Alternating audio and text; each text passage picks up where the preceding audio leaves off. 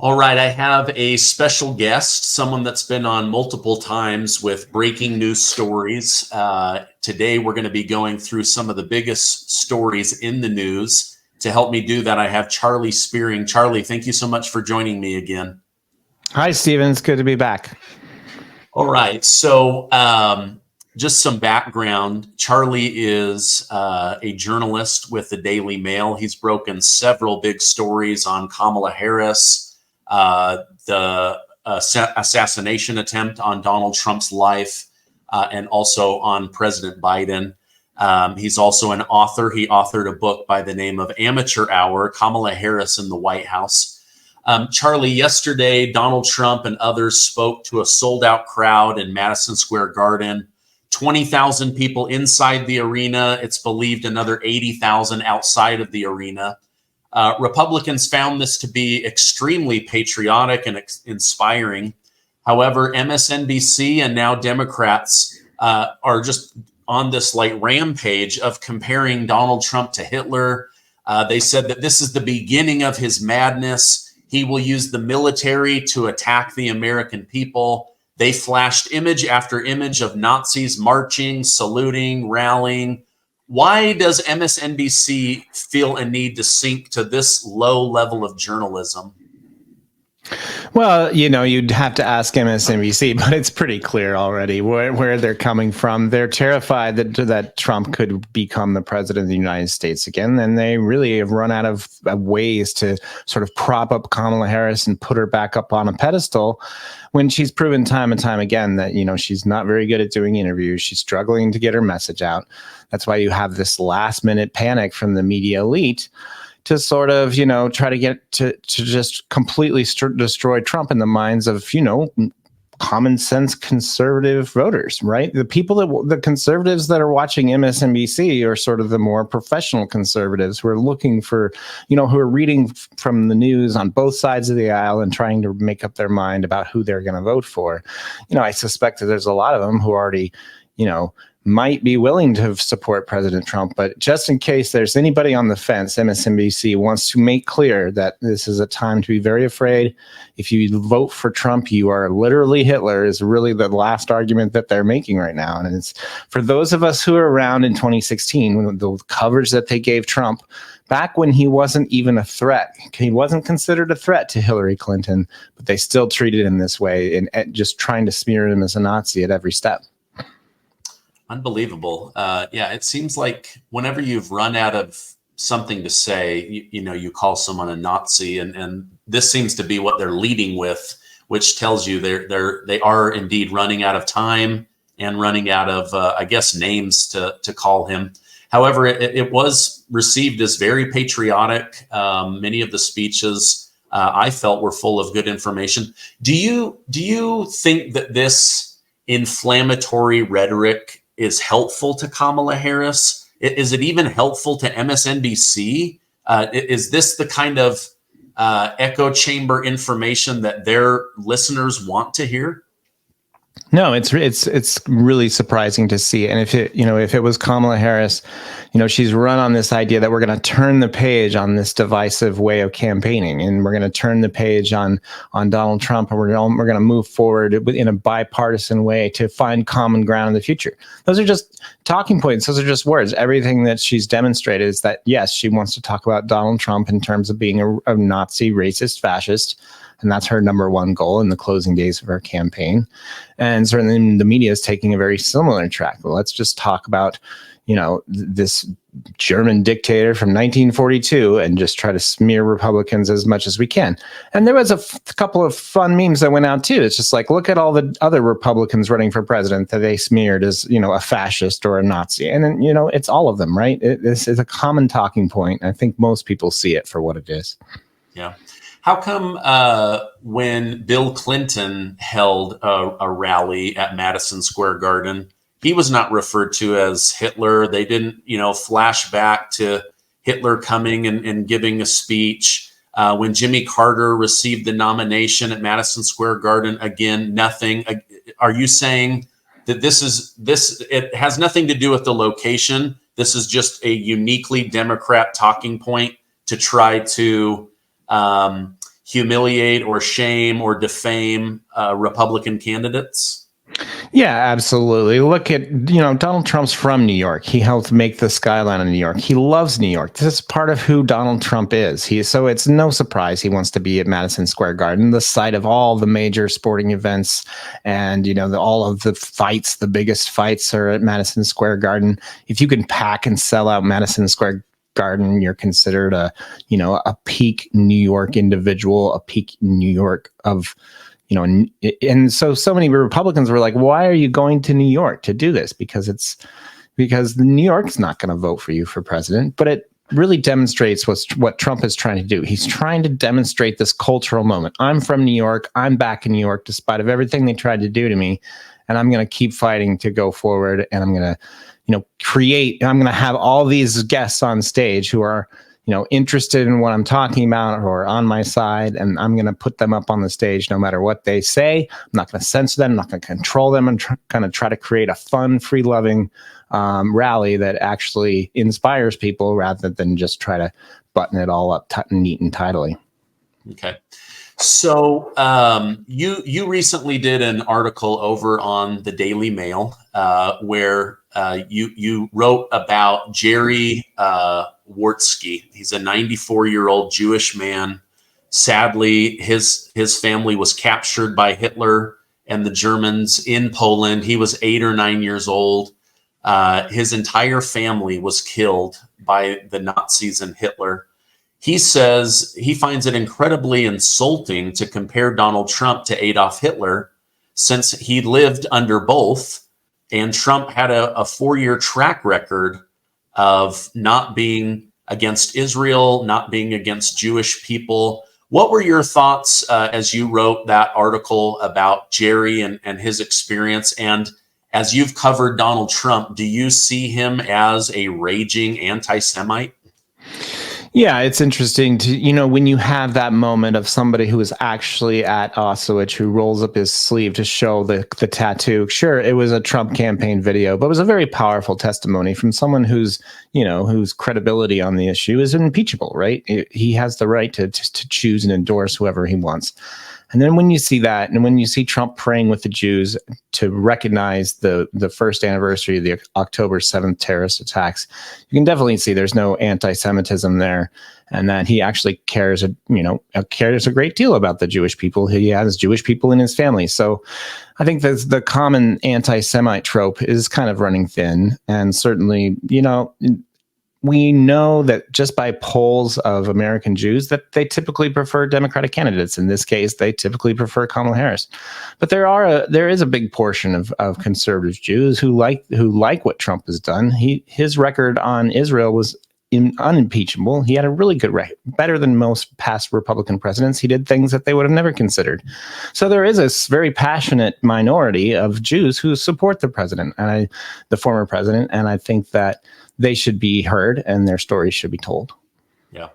I saw over on Twitter, there was a video outside of Madison Square Garden. There was a large gathering of Jewish men. They had on their yarmulkes, their prayer shawls. And it basically said, worst Nazi rally ever. Like, who gathers a whole group of, Jewish men to a Nazi rally. So, obviously, this is just a talking point that, as you mentioned, is wearing thin.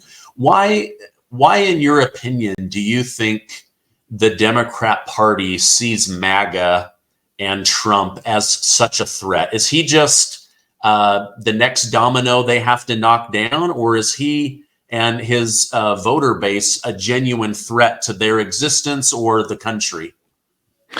Well, yeah, certainly if Donald Trump brings in a record number of Hispanics, a record number of Black Americans who choose to support him. Now, granted, it'll probably still be in the majorities who favor Democrats, but enough people in other places, if he can get different votes in blue states, right? If he can kind of sort of collect this this widespread coalition to show that it's a widespread coalition, and that Democrats are actually losing their grip on these important minority groups that they've relied on to win elections.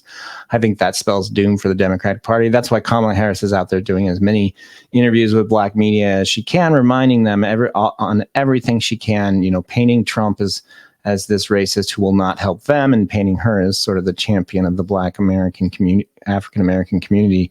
I think that's a big part of what her and her campaign are trying to do, just as they've tried to do with every single Republican, right? Not only, are you going to call them Hitler, but you're also going to, try to force this image of racism on them, and so that people see them as the racist, out of touch Republicans, and so it's not an unusual tactic, but we certainly see it played even more when it's Donald Trump. Okay. Hey, I want to share something cool about the upcoming election. Do you think you can predict the outcome of the presidential election, or maybe how many seats Democrats or Republicans will win in Congress? Now there's a legal way to back those predictions with a platform named Kalshi. Kalshi is the first legally approved exchange where you can bet on events, including the election. For the first time in over 100 years, Kalshi won court approval to allow betting on U.S. elections. You can wager on who will win the presidency, control the House or Senate, or take a key swing state. It's already trusted by hundreds of thousands of users, with over $1 billion worth of trades completed. Here's an example. Right now, the odds are about 50-50 between Trump and Kamala. If you bet on one and they win, you'll double your money. Pretty sweet deal, right? If you feel confident, now's your chance. Head over to Kalshi using my link, kalshi.com/Gardner. The first 500 traders who deposit $100 will get a free $20 credit. All right, I'm going to leave that link down below. You literally wrote the book on Kamala Harris, right? Amateur Hour. The first time I had you on, you let people know, hey, that's right. someone who could rise within the White House. I think we need to know the good, the bad, and the ugly. Right. With everything that you know about Vice President Kamala Harris and her past, in her run for president of the United States, has she performed better, worse, or as expected based on everything you learned about her? Yeah, Stephen, there's definitely a rise and a flow in this final campaign of hers, right? Because if she doesn't win this campaign, it's highly unlikely she'll run for elected office again, unless she tries to run for something in California. But yeah, just reliving the 2020 election, how that cratered so badly. And a lot of it just came from her struggling to find an authentic voice, struggling to get beyond sort of the finding policy positions that she actually believed in, and getting her to talk about them in ways that reflected the concerns of voters, and voters were able to engage with. When voters on the ground in Iowa saw what Kamala Harris had to offer, despite all of her support from the elite media, from the donors, from sort of the elite members of the party, she had a leg up on a lot of her competitors. But as soon as voters kind of saw who she was and what she was about, they weren't that impressed. And so they sort of moved on to other candidates. That's kind of what we're seeing now. And even though Kamala Harris was a bit more scripted in the beginning, she's kind of tried to loosen up a little bit and engage the media a little more, do some more media, hoping that she can get out there and sort of move the needle back in her direction. But I see a lot of the same scripted lines in a lot of these interviews, a lot of the same platitudes that we've been watching for years. And when she's not scripted, she's sort of unhesitant and unsure of herself, which, during the CNN town hall with Anderson Cooper, that was one of the where Cooper asks her some pretty direct questions that should be a simple answer from anybody running for office. And you could see that visibly that she was struggling to answer the questions in very clear that she was very uncertain about herself. Yeah. She said a couple of things in the last week. She said, I may not be the best at giving answers because I prefer to research before I say anything. Well, there's not a lot of time when you're president of the United States to sit down and research something for hours. You need to be informed and knowledgeable, but beforehand, and surround yourself with good people. The other thing that I thought was interesting, Frank Luntz, the pollster, he pointed out that this may come back to bite Kamala in the butt, but in the last couple of days, she started telling people, don't vote for me, vote against Donald Trump. Like, what kind of a losing message do you have when you're like, listen, I know you don't like me. I'm not articulate. I haven't given you any reason to believe your life will be safer or more affordable or will avoid World War III. But just vote against Donald Trump, if nothing else. I mean, what are your thoughts on her saying, I need to research every answer and don't vote for me, but vote against Donald Trump? Right, coming up with this excuse for not having ready answers to many questions. And this is the common struggle of people who have been watching Kamala Harris for so long. It's like, how many times is she going to be asked these questions with no answer? And this is why so much of her staff in Washington left her office, because they would prepare her for these media interviews and they would hand her these important binders and rehearse talking points and do media training with her. But when the cameras turned on, she would panic and just offer some other word salad or like the moment of, I haven't been to Europe either. I don't know what, that famous moment when they ask her about the border.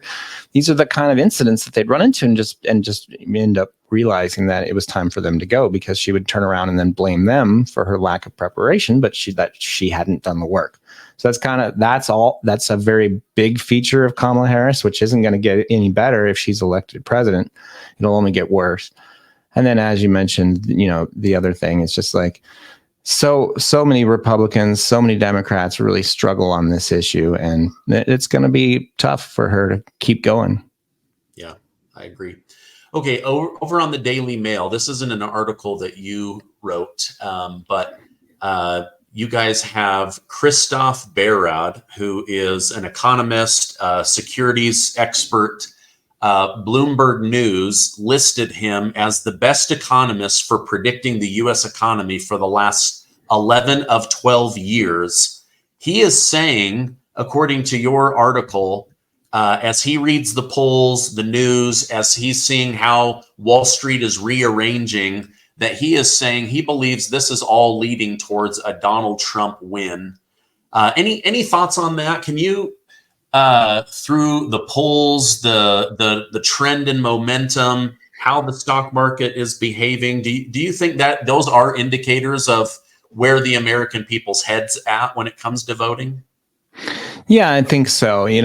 Republicans are obviously being very cautious, but continuing to fight as much as they can. But yeah, all the trends show that, the most important issue is the economy. And then the person they trust the most to work on the economy is still Donald Trump, despite everything Kamala Harris has done to sort of write an agenda and campaign on this idea of an opportunity economy, something that was completely separate from the Biden administration, and trying to get that plane off the ground as she heads to the polls. I think that's probably a mistake, and she hasn't done the work to sell the idea. She has the scripted talking points and she has the individual proposals.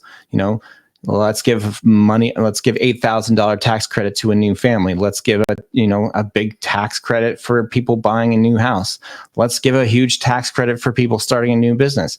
But if for voters who already have a first child, who already have a first house, who are struggling already to keep their business open, that doesn't necessarily offer them a plan that they can focus on and say, yeah, I can see how this helps me, and I'm going to choose that to move forward. So her messaging on the economy is a struggle. And, she spends a lot of time talking about raising taxes. That's not necessarily what, business people want to hear. But it's her economic message, and ultimately kind of settles down to this. And you see her kind of making these talking points is, X amount of economists said my economy or my economic plan would actually do much better than Donald Trump's plan. That's kind of where she ends up. It's like, well, it doesn't necessarily work. You have to be able to talk passionately about the issues in order to get voters to believe in your agenda. Yeah. I think Don Lemon, of all people, may have had the winning formula for Kamala Harris. He went to several major swing cities and swing states and was shocked how many people like Donald Trump. And he said his two biggest takeaways were that people said, I don't know who Kamala Harris is, And I feel like financially I was better off under Donald Trump. And he said, for those two reasons, I worry that she might lose. And as I've watched her over and over again, I've just seen, even though I'm not a big fan of Don Lemon, I think he might have been spot on. I think people are like, I don't know who she is. I don't know what she stands for. I don't know how my life gets better. And then they think back on the nostalgic years of the Trump administration and they go, wow, gas was affordable, eggs were affordable, eating out was doable, an apartment was affordable, a mortgage was within reach. I don't know. What are your thoughts on Don Lemon's two points of data that he was trying to share with Kamala Harris? Yeah, it is interesting when you have somebody who's traditionally, a journalist from CNN going into these towns and actually interviewing people. It's something CNN struggles to do that just, hey, let's talk to voters and figure out what's going on instead of talk to all the party leaders to, lie to us. I think that it's an interesting exercise and it's a very unique opportunity, right? Because people remember 4 years of Trump and they remember 4 years of Biden. And if they see Kamala Harris as part of that, as part of the 4 years under Biden, then she's got a lot of trouble heading into the election because it's just such a rare opportunity for voters to have such a clear example of how things were before, how things were after, and where they want to go in the future. Yeah. Daily Mail covered this one pretty heavily. Kamala Harris holds a big rally down in Houston, Texas. There's lines, almost looks like a Trump rally. This thing is just like filling up. And then everyone starts to realize this free concert from Beyonce is not happening. There is no concert. She's literally there just to talk about abortion and signal support for Kamala Harris. Why would Kamala Harris and her team in the mainstream media use clever wording and language to make people believe there was going to be a free Beyonce concert, knowing that at some point the gig is up? She's not going to sing. She's not going to put on a free concert. Any thoughts on that? I just thought that was so stupid. It's very unusual, right? And it shows that the team wasn't having a conversation with Beyonce to see just exactly what her role is. And then, I honestly think it's just bad advanced staffing work, unless they were that stupid that they could trick their voters again. Because as you remember, they teased this idea that Beyonce was going to come to the Democratic National Convention and perform, and really fired up a lot of people to tune in and watch Kamala Harris's remarks. That didn't happen. Turns out it was never going to happen, and it was a false rumor. But then you go forward with another false rumor. That's not good for you and your supporters, and not good for Beyonce and her fans, certainly. Yeah. Some of the language, I went back and looked at some of the articles and headlines, and they were using deceptive language like live appearance from music superstar Beyonce coming live, music star Beyonce live appearance. Like all the language was like leading you to believe, hey, this is going to be a free concert. She's live. She's making an appearance. She's a music star. So I just think, wow, that was really bad messaging. I know a lot of people left there pretty upset. Will that switch their vote? Maybe not. But I just thought, wow, at some point people are going to realize there is no free concert, right? Yeah, I'm thinking back to Hillary, and I think there was a lot of musical performances, and it happened in Detroit with Eminem, even this year, in Detroit with Obama and Eminem. Eminem didn't sing, but Obama felt the need to grab the mic and start rapping some of Eminem's lyrics. Yes. Yeah, it does. If I remember correctly, there were a lot more concerts in 2016 that they actually had the celebrity without the presidential candidate, giving a performance, and then maybe, the presidential candidate rolling in at the end. It's a common Democratic playbook. It's very interesting to see them rely on this sort of old tactic, bring out as many celebrities as you can at the end to try to, pump up the vote, pump up the excitement among the young people to get them to go to the polls. And I wonder if that's still effective. It certainly didn't help Hillary in 2016, and it very well might not help, Kamala Harris here in 2024. Yeah. I remember even Biden, they got Cardi B, and a few other, rappers to do shows with him. Now those people, they don't support him. They were shamed for saying, "Hey, my family's groceries are too expensive." Well, she's dead to us. Never bring her on again.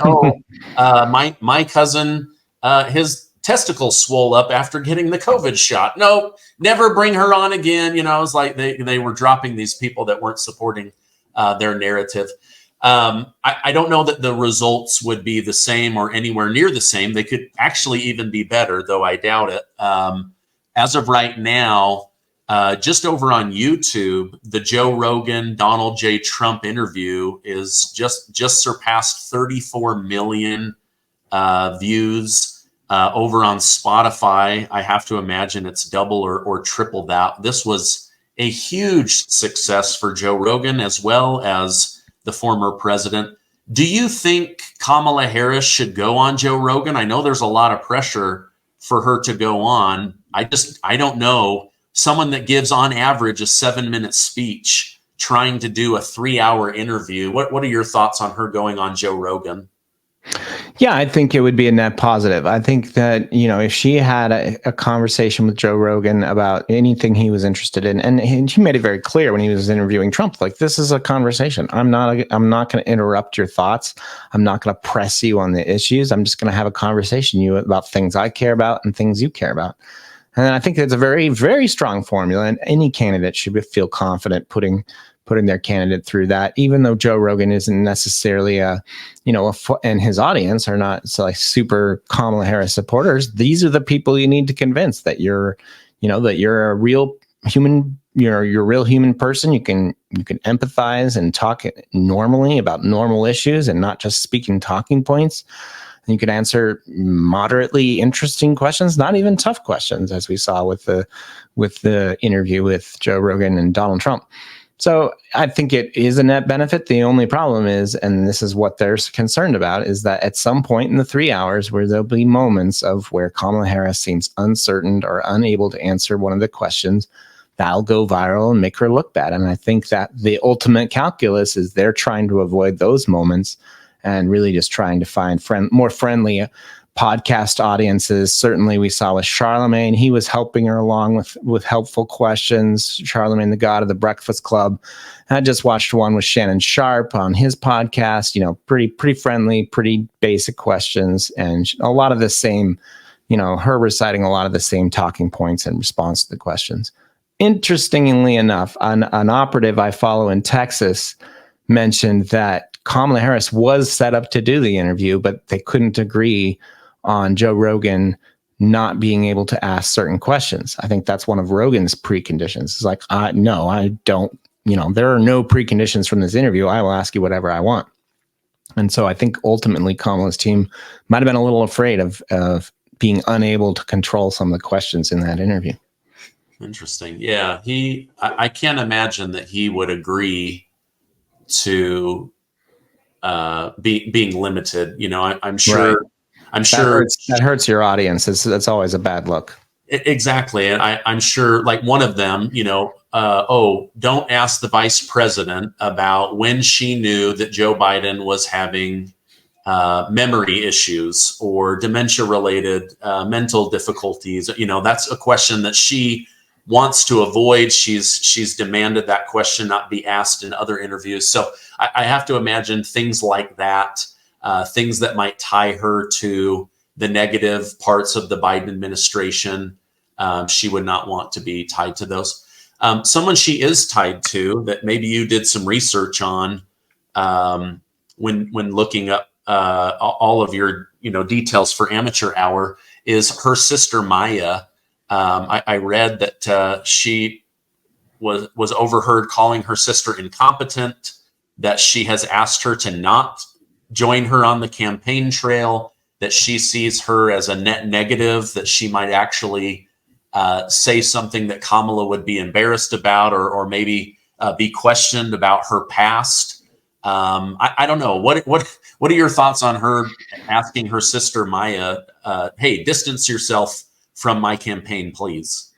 Well, it's very clear. A big part of her 2019 campaign is she had her sister as a chairwoman of her campaign, and it became this very interesting power struggle.